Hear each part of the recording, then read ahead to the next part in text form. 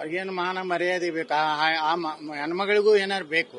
ಯಾವಾಗ ಕನ್ನಡಾಂಬೆ ಬಗ್ಗೆ, ನಮ್ಮ ಧ್ವಜದ ಬಗ್ಗೆ, ಅಲ್ಲಿರುವಂಥ ಅರಿಶಿಣ ಕುಂಕುಮದ ಬಗ್ಗೆ ಮಾತಾಡೋಂಥವ್ರು ಏನು ನೈತಿಕತೆ ಇದ್ದು ಇವತ್ತು ಚಾಮುಂಡಿ ತಾಯಿಯ ಒಂದು ಪುಷ್ಪಾರ್ಚನೆ, ಇದು ನೋಡಿ ಸಾಂಸ್ಕೃತಿಕ ಕಾರ್ಯಕ್ರಮಗಳು ಬೇರೆ. ಅಲ್ಲಿ ನಡೆಯುವುದು ಚಾಮುಂಡಿ ದೇವಿಯ ಮೆರವಣಿಗೆಯ ಉದ್ಘಾಟನೆ. ಅಲ್ಲಿ ಚಾಮುಂಡಿ ದೇವಿಯ ಮೇಲೆ ಹೂ ಹಾಕುವಂಥದ್ದು, ಅಲ್ಲಿ ಪೂಜೆ ಪುನಸ್ಕಾರ ಎಲ್ಲ ಹಿಂದೂ ಸಂಪ್ರದಾಯ, ಸನಾತನ ಧರ್ಮದ ಸಂಪ್ರದಾಯ ಪ್ರಕಾರ ನಡೆಯುವಂಥದ್ದು. ಅಲ್ಲಿ ಬಾನು ಮುಸ್ತಾಕ್ ಅವ್ರದ್ದು ಏನು ಕೆಲಸ ಇದೆ? ಅವ್ರೇನು ಹಿಂದೂನಾ?